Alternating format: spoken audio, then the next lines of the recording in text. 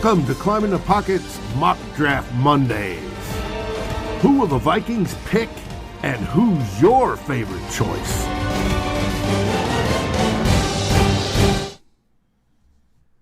Good evening and welcome to another fantastic edition of Mock Draft Monday. I am your host, Tyler Foreness. We've got Dave, the producer, my normal co-host, Ryan, and with us, a very special guest, the proud renter of a brand new apartment, my good friend from Blue Chip Scouting, Andrew Harbaugh. Harbs, my man, how are you today? I'm doing great. I want to start out, and I was debating whether to bring this up right away, but I feel like it's necessary. Just thoughts and prayers to everybody in Minnesota with the Dante Wright situation going on. I know this is a big Minnesota show, and the community's been hit hard over the last year, and you guys rallied together just like you do for Vikings games, like you do as a community, and I think you guys are all going to come closer because of it. Hey, appreciate that, Andrew. Really appreciate it, man. I know stuff like this hits really close to your heart too, so it means a lot. My Twitter bio it says I don't stick to sports, and I don't. And you guys told me to be myself, and I was like, oh, we're doing it. But we'll get back to football. We'll get a distraction going for everybody. There's no Wild game. There's no Timberwolves game. Sorry, there's so bad half the time for us. I forgot about it for a second. But we've got nothing else going on for Minnesota sports, so we might as well give a welcome distraction. Absolutely, and we're going to use your intellect, Andrew, with kind of your knowledge of the NFL, this draft process. I know that your major focus has kind of been the offensive side of the ball, and that's really what we're projecting on an overall level the Vikings to really focus on with how this free agency has gone. So we're going to lean on your expertise to kind of get a real different perspective from us and kind of bounce ideas back and forth. And honestly, just have fun because April is mock draft season, and we are just, 15 days away from the draft? I think that's the right number now. So it's 17. I don't know. 17. Math, so, yep, 17 days. All right, Dave, if you would be so kind as to load up the mock draft machine, we're going to get started. We're going to rock and roll. Andrew, I know you have watched the show before because you care about me, and I appreciate you. 4 rounds. More for Ryan, but yeah. 4 rounds. We let the board fall as it goes. We discuss the picks. We take whatever avenue we choose to at the time, whether it's what we think is going to happen, whether what we want to happen, what we think should happen. We just kind of let it flow and have a good time and really talk about the process. No, for sure. And Minnesota, we've talked about this off air and obviously on air. You guys are one of the biggest wild cards in this whole draft, especially being in a spot like 14. You guys are tough to mock for because it's really going to just depend on how everything goes on Thursday night where you guys go with 14. So that's the nice thing with doing these mocks every Monday for you guys is there's endless possibilities for who could fall where. Oh, absolutely. There is a lot of different possibilities, and it's kind of a really shitty spot at 14 for what the Vikings need and how everything's projected to fall. It just doesn't feel like it just doesn't feel like a great spot, which could really mean a trade back. So I'm excited.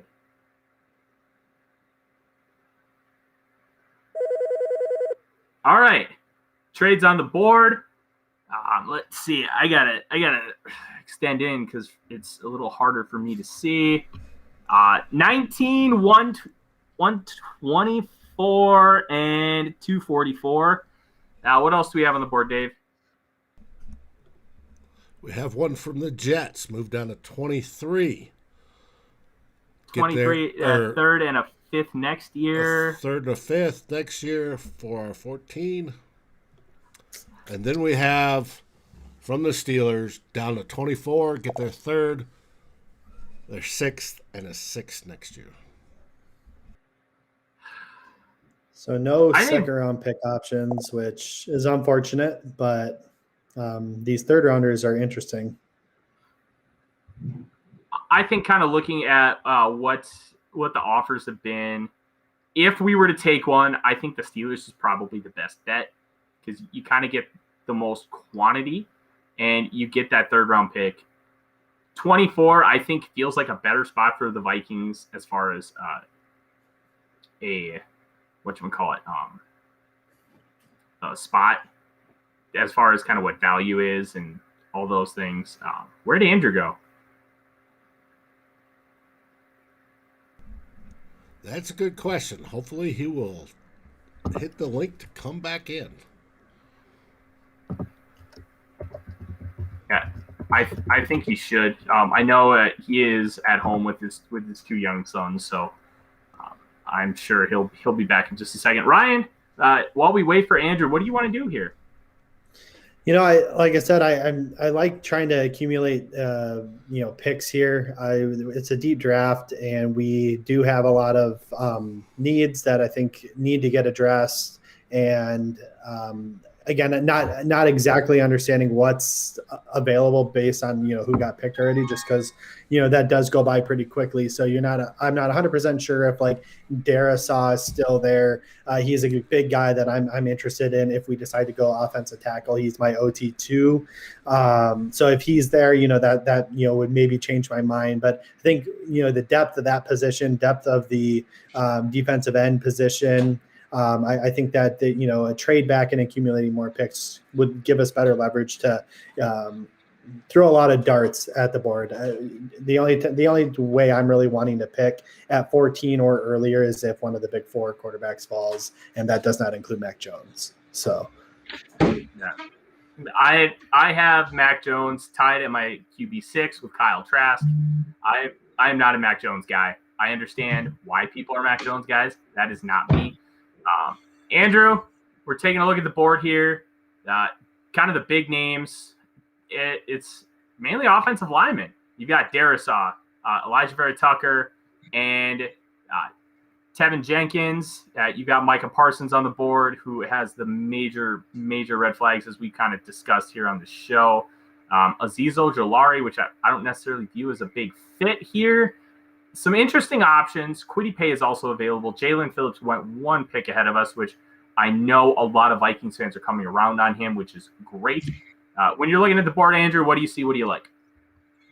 I know we talked about the red flags, and we've talked about a one-off too and everything. I just feel like a talent like Parsons at 14's worth the dice roll here, especially with Anthony Barr being a free agent next offseason, I believe. I think it's worth bringing him in, because then if he hits, obviously, then that frees you up money-wise. And then if not, play him opposite, or just have a great duo that you got on the edges there with Barr and Parsons. But I'm a big fan of Parsons on the field, obviously. And then I think at 14, you got to roll the dice on it. I think, especially in the division you guys are in, I think Parsons could come in there and be a game wrecker in Zimmer's defense. Absolutely love the talent. Again, like you had said, he provides so much versatility in that linebacker at that linebacker position. With the recent news of what happened with Jeff Gladney and the red flags that they may have either pushed aside or whatnot in that pre-draft process, I do wonder if they would even consider that route, just given the fact that one of our first round picks from last year is potentially not going to be on the, I mean, we don't know, but potentially might not be on the team anymore. That's where I maybe, again, agree with you 100% on the talent on the field. I just don't know if they're going to be able to push aside his off-field concerns. And just so people are aware with what his off-field concerns are, he was accused in a civil suit of hazing, and that hazing involved, and this is straight facts, it's not speculation, simulating sexual assault and using the verbiage Sanduskying people. So we're talking about some really serious and disgusting stuff. Andrew, if you want to take Micah Parsons here, here's my big question for you. What is his role going to be for the Minnesota Vikings? You have Eric Kendricks as the stalwart middle linebacker. Personally, I believe Micah Parsons is going to translate best as a middle linebacker, even though he is really versatile. Like, what are you envisioning for him in a Mike Zimmer defense? I think if you watch the Memphis game for Penn State players was fantastic last year, 2019, in the Cotton Bowl. In that game, he demonstrated a lot of pass rush that I like. I think he's very raw there. I think if he's coached up, he could definitely excel in it. But like you talked about, probably is going to be a middle linebacker. I think even if you just rotate him inside and out, I just put him in positions where he can make plays. Similar to what the Jets did with Jamal Adams early on. Same thing I think you could do with and then the Seahawks after. I think you could do the same thing with Parsons, not at safety, but at linebacker. Just put him where you think he can make a play on a certain design or whatever. I mean, Zimmer's got the defensive mind and the creativity going back to Dallas. We saw what he was able to do with those defenses. Then in Cincinnati, that obviously got him the job in Minnesota. So give him somebody like Parsons who's a little bit raw, can get coached up a little bit. We see what he can do with that, and just put him in position to make a play, like I said. All right. Well, I think this is a very interesting pick. It's a direction that we have not gone in the show, and one of the things that we really try to do is explore every possible option. Guys, let's take Micah Parsons at 14, and let's just kind of see what happens as the draft evolves. Obviously, there is a little bit of a need at that third linebacker position. It has been filled by Nick Vigil, but he is not somebody to get really excited about. We know that Anthony Barr's contract now voids the rest of it, and he is a free agent after the season, which does make linebacker a somewhat of a need. So the fact that we took one round one feels like a little bit of a luxury pick, but in reality, you're planning for the future, and you got a fantastic football player. Hopefully, those character concerns flesh out to be not nearly kind of what I described earlier. Obviously, it didn't matter too much to Carolina Panthers taking Yetur Gross-Matos in the second round last year, and he was accused of doing the exact same things. It's now with the Vikings still needing 2 offensive linemen, an edge, and a third wide receiver, possibly another corner, a safety. It's going to be interesting to see how the rest of this fleshes out. Now we have another trade, 65 and 106 for 96 and – 78 and 90. So we would move up 13 spots and then drop back 16. Is there anybody there that you guys are interested in? I think there's value. And I could be wrong. Again, those things move pretty quickly. But I think there are some offensive linemen that was still available. I didn't see Brady Christensen's name go off the board. I don't remember seeing Jalen Mayfield's name go off the board. A couple of, again, athletic offensive lineman prospects that should fit in well with a zone scheme type running scheme. And again, they both pass block relatively well in the college game. So if they're still there, which again, I'm not 100% certain, but I don't remember seeing both their names coming off. So I would take this deal. I think it's a good value. Let's do it. Let's take it and let's kind of see what happens. All right. So there was Brady Christensen right there. Yep. We have Pat Freiermuth, Carlos Basham Jr., Brevin Jordan, Tommy Tremble. Man, this is the hot spot for tight end. And that's a low-key need for the Vikings, but it's not something that I believe they're going to prioritize. Honestly, I think we accepted a trade at kind of a rough spot, that we've got some safeties that could be intriguing, but that's kind of like a low-key need for them. You have Richie Grant, Jamar Johnson, and Javon Holland. Tommy Tungiai. This is kind of a rough spot. So, Andrew, I'm going to kind of let you take over. What are you seeing? What do you like? What direction would you want to steer the ship? I see Christensen came off a little bit ago, of course. I'll tell you what. I would want to get silly and go Freiermuth, but that's just me. I know you've got Irv Smith there. I would say Freiermuth is going to be the better blocker than Smith right off the bat. I'm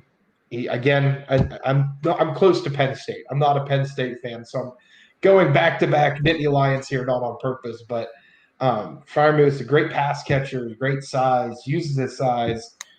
He's my tight end too, behind the generational talent that is Kyle Pitts, and I don't use that word like everybody else does. But I just think in that offense, like Cousins would have no excuses. You'd have Freiermuth, you'd have Cook, you'd have Jefferson, you'd have Thielen.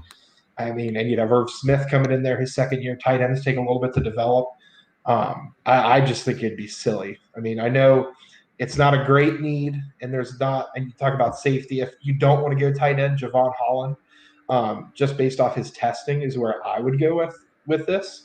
But I would say for the heck of it, I would go Freiermuth. Ryan, let's hear your thoughts. Tight end with the second selection. Yeah, I actually have been a fan of potentially getting a tight end at like 90. Tyler, you and I have gone kind of back and forth on that in the past with like Brevin Jordan. I think you said you like Tommy Tremble a little better than Brevin Jordan. I'm a big Jordan fan. I like Trey McKitty a little bit later in the draft as well, as kind of a later fifth round pick need or pick that you can do. Here again, we're in a tough spot. Again, I didn't see Brady Christensen's name come off the board. That's who I was really targeting here. The only other guy that I can think of that we might even want to probably, again, I think overpay for us essentially in this situation, which would be in a realistic, could potentially be considered realistic given the fact that there was a run on offensive tackles, is Spencer Brown. Again, another athletic specimen that really, tested off the charts athletically, fits our scheme, likely going to be a right tackle in the pros. But again, we have a situation where we may afford to move Brian O'Neill to the left, or we could try him at left tackle again. Not sure what the Vikings plan is there at left tackle yet. But I think that, again, you're overpaying for him essentially at this point, but to fill that need and get a guy that really fits the scheme, because after this, there's a lot of high potential guys, but they're going to be a little bit more question marks in like Hudson and Deontay Smith. So it's tough because, again, we do have a clear need at that offensive line. The other guy you could go with is Quinn, and I never know how to say his last name. Yes. Miners. And you can go with him, the small school kid here, and solidify that left guard, which, again, you may be overdrafting him a little bit, but again, you're guaranteeing yourself one of these top interior linemen. I think for me, he's a top 5 interior lineman. I think at number 5 at this point. I need to finalize those rankings and send them out on Twitter here yet. But so I mean, again, I love the idea, Andrew. Tight end is an interesting idea, and again, with that type of talent, he probably is best player available. Which I'm always an advocate to go best player available. But right now we're struggling so bad at that offensive line and really on the defensive line at the end that we have some more clear present needs that we would need to address, I think, in my opinion. One last surge, not to get you off Foreness, one last surge and argument I will make as my closing argument for Freiermuth. You want to get a tackle, and I understand the offensive line help, but you can move him to either side depending on how the game's going and everything. And he can help out whatever tackle needs help with whoever you're playing, whether it be Khalil Mack in Chicago or Trey Flowers in Detroit and Green Bay with the Smith brothers. They're not related. I always do that every time. The Smiths. But that's one thing with Freiermuth is the blocking will be able to help whichever tackle you want and whoever's struggling game to game. So that's my last closing argument. I defer to the Schoolmaster and Tyler Foreness. I'll say this. When it comes to interior offensive linemen, which just from everything I've been seeing is kind of where the Vikings are going to be trending, you could take Miners here, but with our next pick, I believe is now 106. You can still get a really good player. 90. Remember, we made the trade, so we don't have 90 anymore. No, we got rid of 78. Yeah, we got rid of 92. You're right. We got rid of both. Oh, dang. Yep. Oh, so our next pick is a compensatory third-round selection at 106.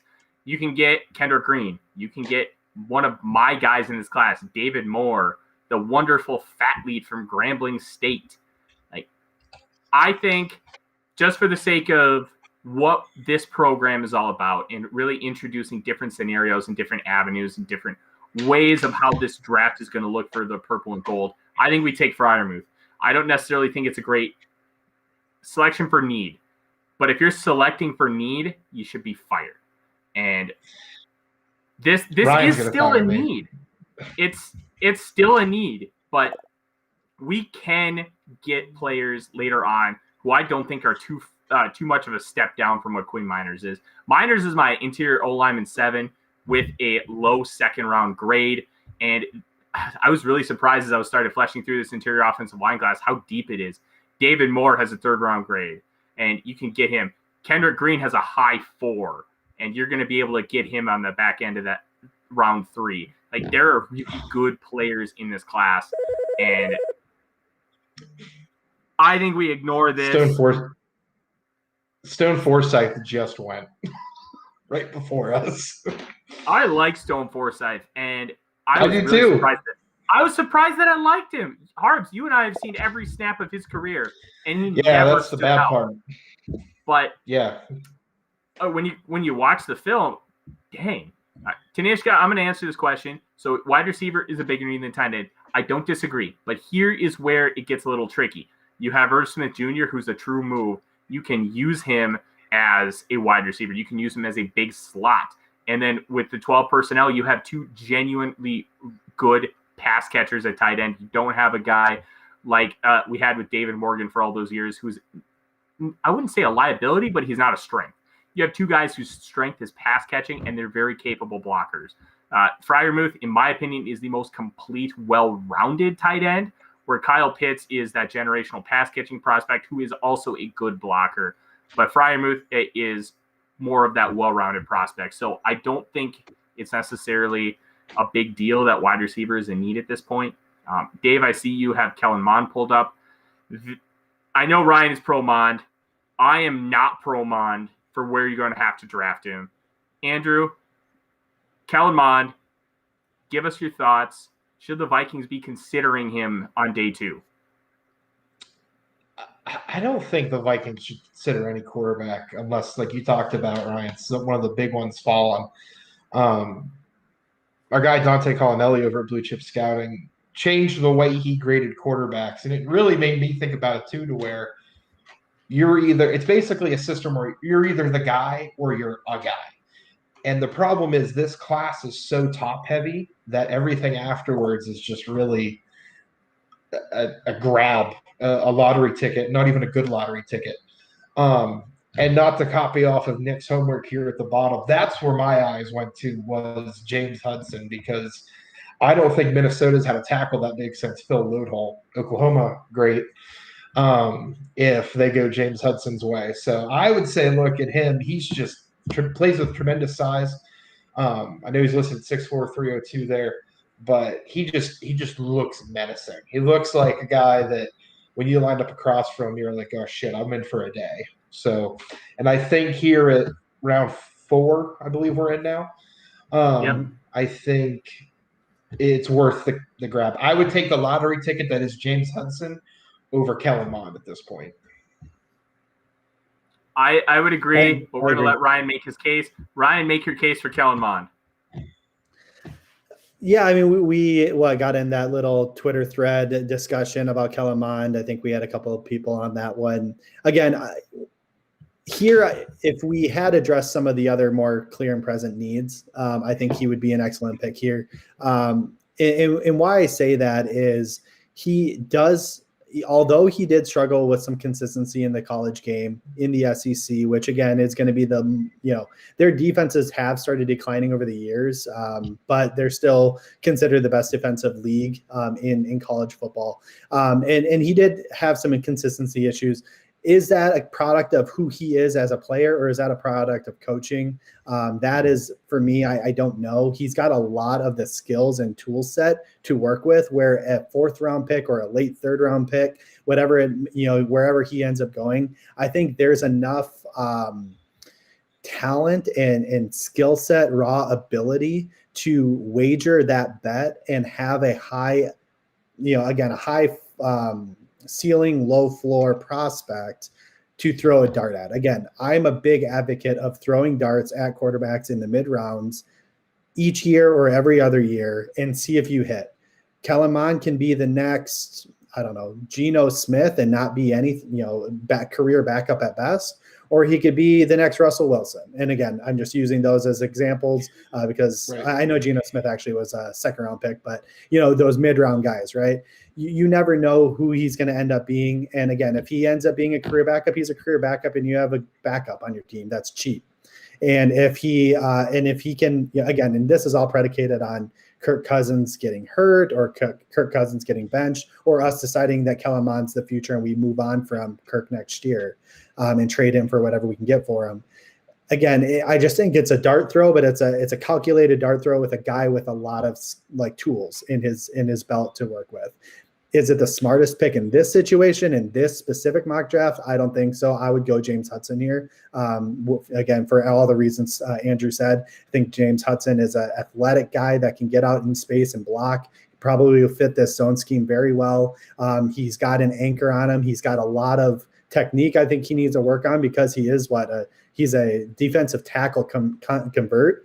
So he's he's still learning the position, but for him to play at Cincinnati at such a high level at that tackle position after only 2 years of playing that against some pretty good teams. I mean, I know Cincinnati's in a weaker conference, but they did play some decent teams and he held his own. So I like his tape. I like what he brings. I think he's a little bit more of a project than I was hoping for again, somebody who's going to probably compete at either right or left tackle. But I think the upside is very high with him. I agree. And I'm gonna real quick on Kellen Mond. Another thing that concerned me with Kellen Mond is Jimbo Fisher wasn't able to tame the wild stallion that is Kellen Mond, but he was able to turn Jameis Winston into the first overall pick. I know the situations and everything are really different with those two, but Kellen Mond for me, it was just like he would look really good one game, and then the next game it would just be like everything vanished and everything good that there was, I just completely forgot about because of the bad that showed. So Jimbo Fisher couldn't get the most out of him, so that just really concerns me to whether or not.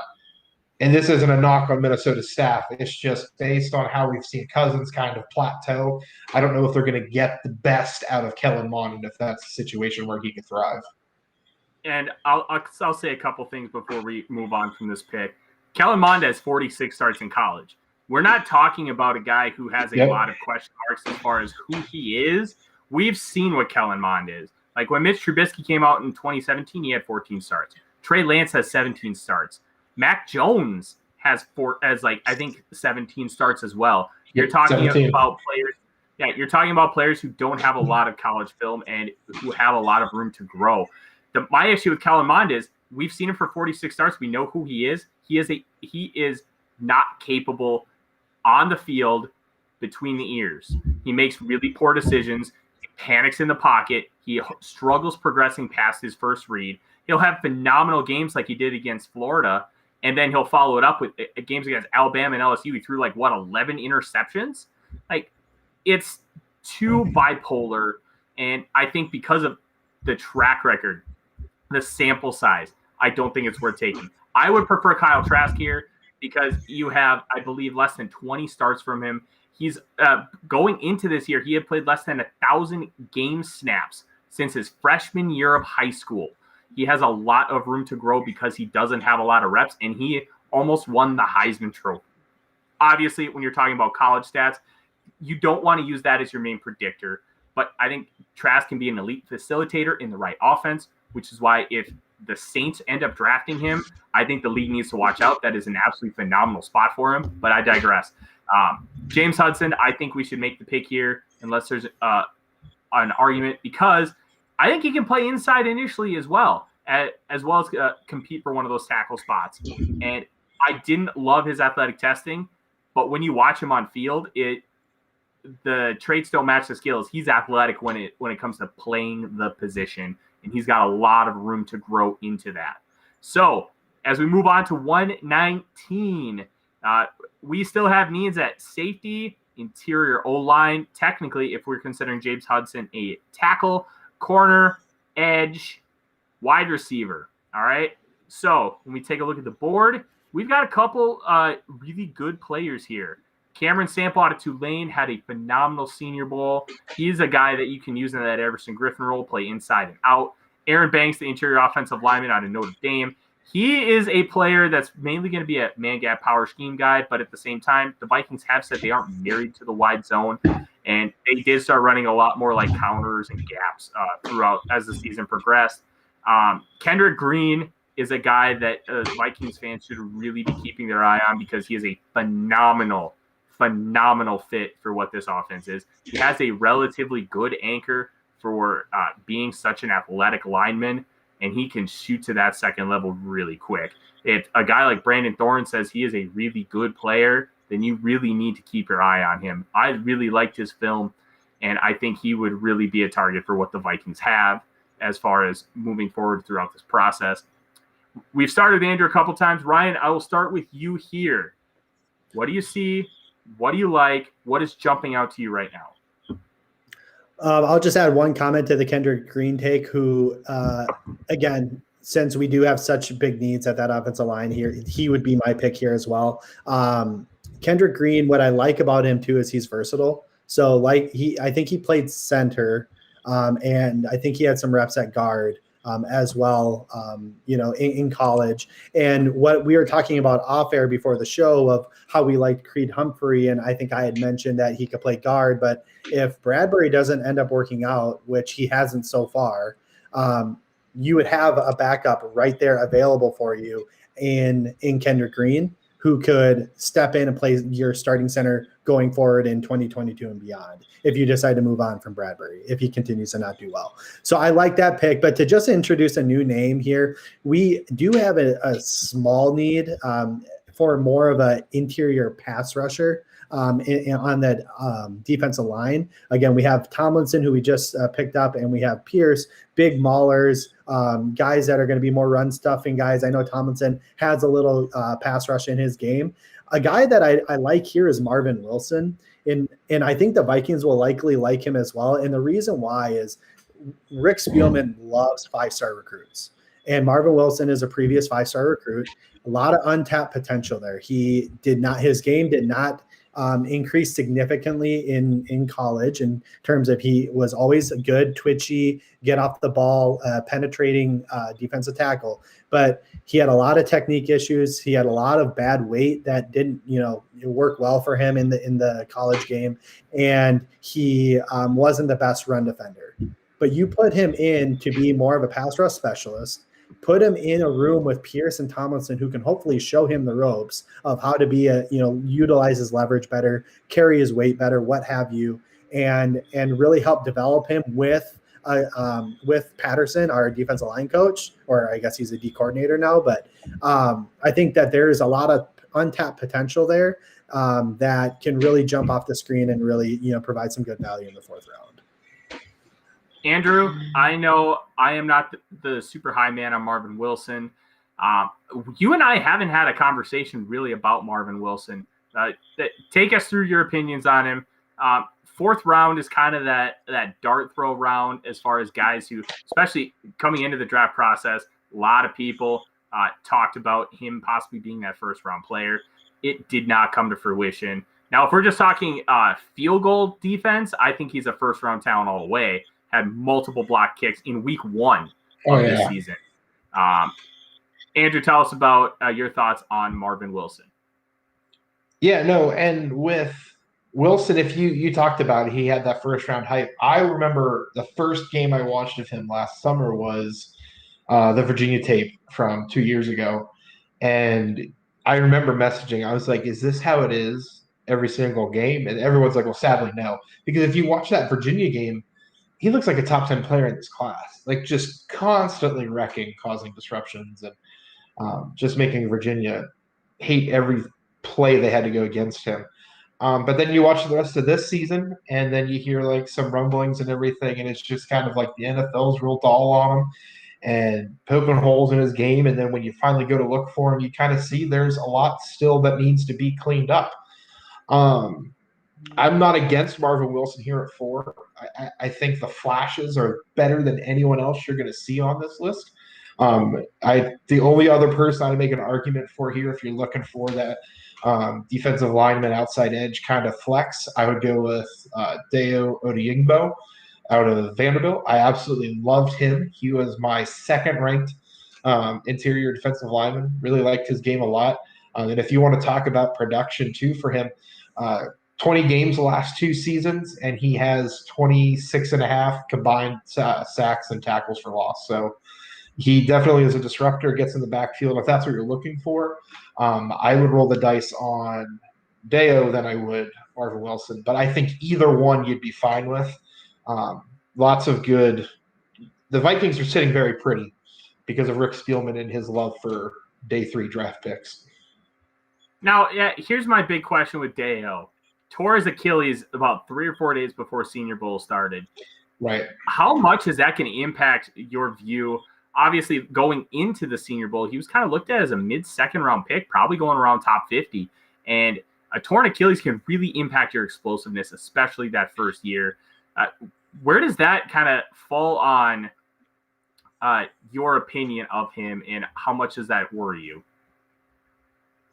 Yeah, no, I think it's a fair question. And I think if you look at a history's sake, Sidney Jones, when he was coming out, tore his Achilles running his 40 time, I believe, coming out of Washington. And it took him about a year, 2 years to really pan out. Philadelphia tossed him to the wayside. And now he just got a contract extension down in Jacksonville, and he's one of their best corners. So it's definitely one of those things that I don't know if Spielman and Zimmer would be able to wait out the Deo project. But I definitely think the upside, if you're patient, is there. The question is this a franchise and a fan base that you can be patient with? And it's hard to – I'd probably say no. And that's nothing against the Vikings and Vikings fans. It's you've had recent success, and then this year was kind of a dud. And the NFC North is still kind of open-ish just because the Packers are a real year-to-year team. I think round 4 is going to be a lot of picks where you got to be like, okay, this guy's going to make an impact more than not. So I would probably side with Ryan here with Wilson. But like I said, I think either one you'd be fine. It's just one I think you're going to get more immediate production out of, and that's Wilson. All right. Marvin Wilson is the pick, and I think you kind of hit the nail on the head, Andrew. This regime is kind of in a win-now mode, but they're not going to mortgage the future just to get guys to win now. But they may take a guy with slightly less upside who can contribute a little earlier, which it really goes against their MO because they're all about drafting for the future, especially with these middle and late rounds. But moving on, one guy I really want to focus on, two guys. We already talked about Kendrick Green, and I think he should warrant a lot of consideration here. Cameron Sample, edge out of Tulane. He can play inside and out. Like I mentioned earlier, he can fit that Everson Griffin role where you can stand him up in the A gap. You can use him as a 5 technique. He is a little bigger. He can play as a 3 technique on pass rushing downs, kind of like how John Randall was that undersized guy for a decade for the Minnesota Vikings. I think that needs to warrant consideration here too. He is not the prototype as far as what the Vikings want to target with length and size, but he's got a motor that runs hot, and he's able to win. And in round 4, I think you can take risks like that. Another guy that should warrant consideration is Osa Odingzua. The absolute vines on that man from UCLA is astounding, and he is a fantastic football player. Those are a couple of guys. I don't know Odingzua. He's probably going to be best as a 3 technique, and we literally just took one of Marvin Wilson. Those are the kind of the 3 that jumped off to me. Andrew, I'll start with you this time. What are you looking at? What are your thoughts? I'll keep it simple. I think you've got to give the people some guards. And I know you're the leader of the Guards Don't Matter pack, but in round 4, I think, and someone you both like. It's okay. I think it just makes sense. Andrew, this is where guards matter. You take them in rounds 2 through 7. You don't take them round 1 unless their name is Quentin Nelson or Zach Martin. Of course, Elijah Vera Tucker getting that Quentin Nelson hype trade 3 weeks out from the draft. But I think if you guys both like Kendrick Green out of Illinois, and you talked about Vikings fans being a fan of this, I don't think you want to risk him kind of going away from here. And if you even want to look at the board with the TDN rank, I believe that's 120-something.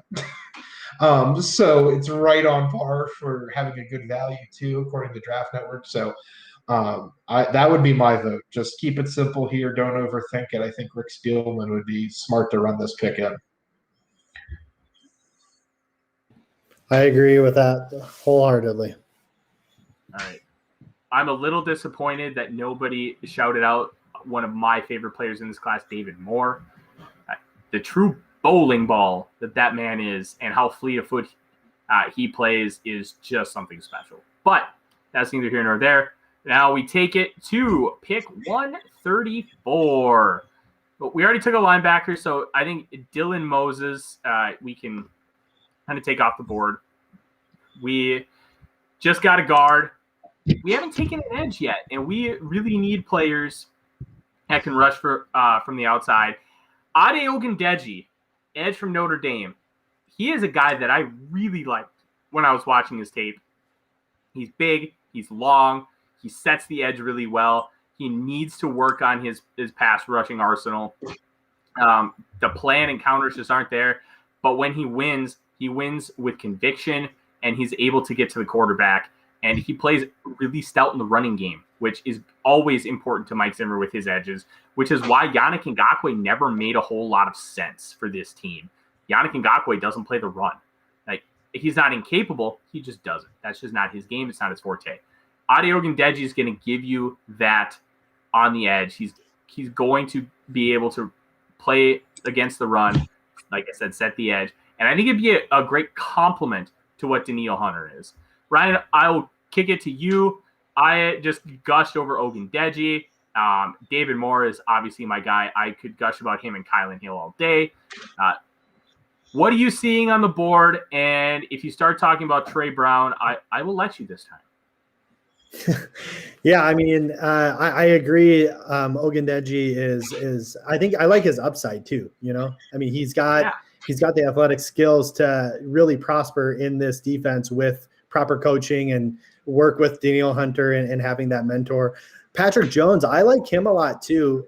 Not as sexy of a pick, not as high upside in my opinion, but just solid. I think actually, when we were talking a few weeks ago, you were talking about Rashad Weaver and how he's just consistent and he can just kind of, provide you with the play in and play out consistency. I see that with Jones too, but just with a little bit more upside, a little bit more thump in his game. But obviously I'm here to talk about any Oklahoma player I can. So Trey Brown is again, this is a need that we're going to have now with, Gladney potentially being out going forward. We have three corners on this team that are reliable. We have Patrick Peterson, we have Cam Dantzler, both of them going to be outside guys. And then we have Mac, who we brought back, and he's going to play your slot.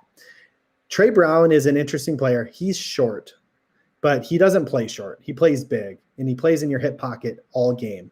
He's relentless energy. He's a dog, and he provides some much-needed punt return ability as well. So he's got speed. He's got the only thing he's missing is length. And so although he never in college played slot cornerback, because not a lot of college teams really have a lot of, all the good corners are playing on the outside, right? He has the skill set, the twitch, and the, again, that stay in your hip pocket to really be an effective slot corner. Now, is that an immediate need? No. Mac Alexander or even Mike Hughes, if he can stay healthy, have that ability to play that role. However, if Mac goes down and Hughes goes down like we typically see, because Mac was never the healthiest player in the world when he played for us anyway, that's a much needed depth. And I don't love cornerback depth after around this area. You have Ambry Thomas, he's got some skills. Trying to think of who else is going to be available. I don't know much about this South Carolina kid that played opposite J.C. Horn. I don't know much about him yet. So I'm a big advocate for Trey Brown. We all know that, but I definitely wouldn't be disappointed with the Notre Dame D end as well. So, all right, and I know we have fleshed this out already. I don't like Patrick Jones. I think he's overrated. I did not come away impressed with his tape at all. He just seems to run into the tackle and really not know what to do. And that scares me. I didn't think he was overly athletic. I liked Rashad Weaver because he was a much more consistent player. He's got the length, and he knows how to play against the run. Andrew, we've talked about a lot as far as what this selection is, and kind of give us your thoughts, man. I will say this, and this is where I was kind of leaning before Ryan gave a very solid argument that I could only wish to ever give in campaigning for Trey Brown. When you see Ambry Thomas itching at the bottom of the draft board, corner is going to be done after that. So that's just from my experience running all these mocks. So I think if you're going to go corner, you got to do it now. I like Trey Brown as is. Very competitive, too. A little bit of dog in him, which I think Zimmer would like a lot. So my vote would go Trey Brown. And I think there's a couple edge guys here with Hayes. Really both Notre Dame guys. And maybe even Patrick Jones might be there for pick 143 if we didn't trade it. I can't remember. Yeah, we still have pick 143. I like Trey Brown. Oh, yes. I thought he competed at the Senior Bowl, and he kind of was able to overcome that size with good anticipation and ball skills. And obviously his speed and ability to stay in the receiver's hip pocket is going to be something that's a plus trade for him at the next level. Let's do it. Trey Brown, cornerback, Oklahoma. And then we're going to have pick 143, which is going to be interesting because there's still going to be a couple guys here that likely we really like. David Moore going to the Steelers, that one makes some sense. So we have not taken an edge yet. And this team's pass rush was abysmal. And you just don't know if DJ Wonnum is actually going to flesh out to be a good NFL player. I think you still need to take it. I'm going to pound the table right now for Ade Ogundeji. Get the guy with the length, get the high upside. He's already a stout run defender. He can learn on the fly, and he's going to be working with Danielle Hunter. And for me, that Nadre Patterson is going to be huge for his development. So that's my guy, and that's what I want to do with this pick. Do you guys have any comments on it? Go right ahead. Perfect. Ade Ogundeji, edge out of Notre Dame, who I think is the best Notre Dame edge over Dalen Hayes. But Dalen Hayes has that single leg sleeve aesthetic, which is, I like it. All right, Dave, let's take a look at the user picks. We'll flesh these out, and we'll give some final thoughts. Micah Parsons at 14. Pat Fryermuth at 65. James Hudson, 106. Marvin Wilson at 119. Kendrick Green at 125. Trey Brown, 134. Ade Ogundeji, edge out of Notre Dame to finish it off. Ryan, I'll let you get final thoughts first here. What do you think? How do we do? If you're going to go with if you're truly one of those people who believe in taking best player available and fleshing that out versus, drafting for need, this is a great draft. You're right. You got Micah Parsons, arguably a top 5 talent in this draft, just from a skill set alone. Pat, Fryermuth, again, top 2 tight end, would be a number 1 tight end in most drafts if, Kyle Pitts wasn't going to be in that draft, right? He's probably the best tight end prospect in the last couple of years. And then from there, after you take your first 2 picks, you just have a ton of upside guys, right? James Hudson, high potential guy. Marvin Wilson, again, a lot of bad tape, but also a lot of very exciting tape. If you can just kind of hone in on that exciting, what makes him exciting with the proper defensive line coach that we have, hopefully that will flush out well. Kendrick Green, again, versatile interior offensive talent. Love his game. Obviously, I'm going to love any player from Oklahoma. And then Ogundeji, like you said, high upside guys. So best player available with those top 2 picks, and then a bunch of high upside guys. Again, if you're going for that's an excellent draft. I think we would have a riot on our hands. Sorry, a horrible term to use right now with what's going on here in Minnesota, but we would. I don't think a lot of Viking fans would love this draft because it doesn't address big needs that we have early on, and that's what we're going to want to see: offensive tackle, defensive end. But again, I think there's a lot of talent here.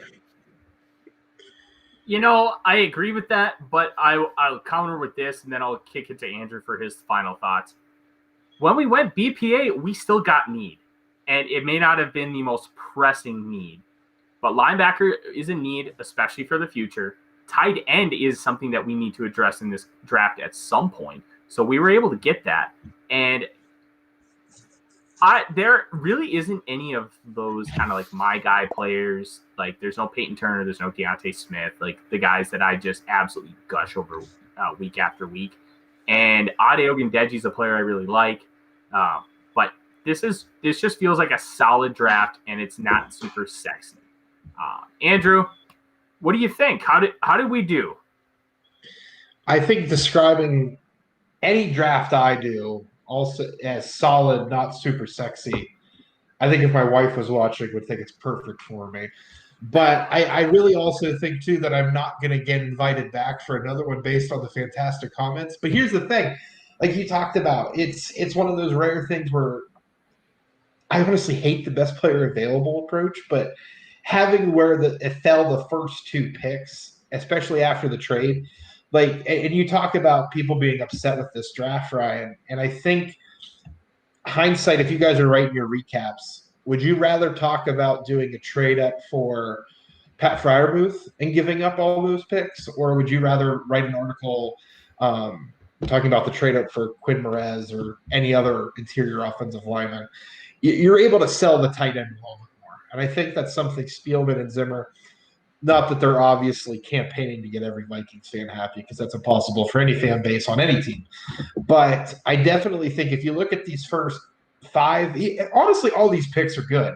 But if you even just had these first 5 here, I think Vikings fans, while they won't be happy day one, I think as the season would progress, they'd be like, okay, Andrew deserves an extension.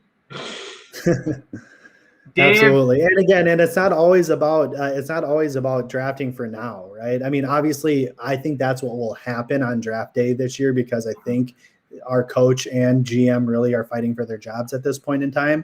But this isn't a bad draft if you're looking for the future. And again, all of these guys will contribute this year and probably be heavy contributors this year. And that's maybe not all of the guys, but especially those top 5 guys, right? They're going to be heavy contributors. So I don't see the problem with it. Yeah, Dave, and you I talk want to about bring you in here.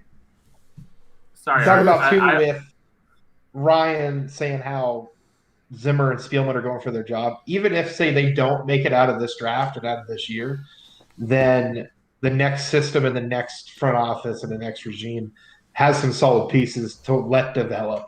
So I think short-term, long-term, this is a good draft. Dave, I want to bring you in here because I see you in the comments, and you agreed with Not Yam. You don't like this draft. I want to hear from you, man. You're a big part of this show, and we've done a lot of these together. Give us your thoughts. I like more of the round bellies. Hey, I love tight ends, and Micah Parsons fascinates me.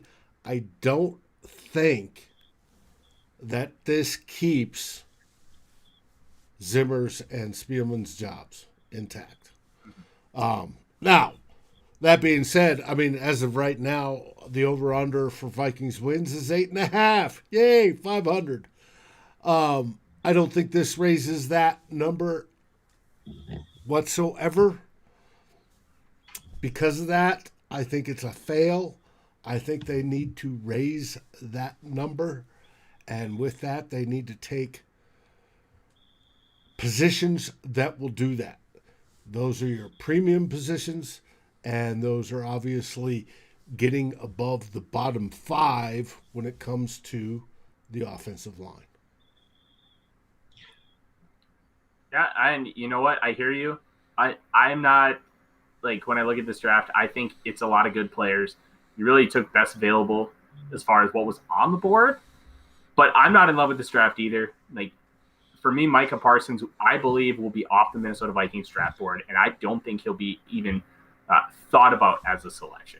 So I don't feel it's super realistic, but I really liked doing this exercise because it really showed what best player available could look like. That and part of it I did like, that it was BPA and shows that those that advocate BPA don't always get what they want. Yes, that's a good long-term strategy, and you always get good players, but is it what the team needs?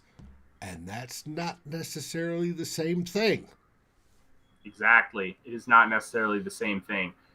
Andrew, from all of us here at Climbing the Pocket, I want to thank you for coming on tonight, giving us kind of a different perspective and sharing your passion and intellect. I know we were together over at Blue Chip Scouting. Tell us about what you have going on over there and what you have in the works for everyone.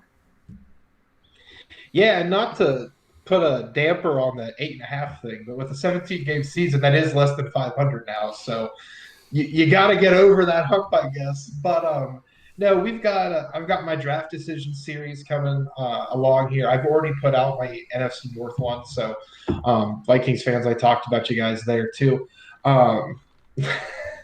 I like Plumbo. First time I've really paid attention to him, but he's got good advice and good directing skills. So, I've got a draft guide coming out ideally Wednesday for fantasy-based players. I've got 92 skill players I'll have reports on. A lot of quarterbacks that probably won't be drafted, which is the worst part of writing the reports because I'm getting through them and I'm like, this guy's just – it's going to be one of those things where it's going to be a camp arm, but – a super deep receiver class. I know that's a position we didn't address in this mock, but if you guys did a full 7-round mock, I mean, there's some quality guys I think Vikings fans could look for in that guy, and they could also see me blush about Pat Freiermuth, and maybe they'll come around on that pick. Fantastic. Andrew, like I said, I appreciate you coming on. That is going to be our show today. Just to make Plumbo happy, I am going to send us off tonight and talk like a goddamn know-it-all. So until then, make sure you tune in tomorrow for In the Huddle, talking Vikings, talking free agency, talking the direction of the team. And they'll probably delve into a little bit of the draft stuff as well. Make sure you tune in at 9 Eastern, 8 Central, and Dave will be steering the ship on that one as well. Until then, that you have joined us on Mock Draft Monday. Make sure you tune in next week. Have yourselves a fantastic evening, and Skol. Skol.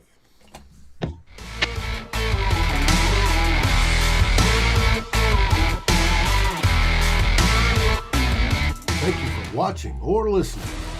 As always, if you like, subscribe, and ring the bell for notifications. And if you're listening to the podcast, please rate us on your favorite aggregator. Skol, everybody.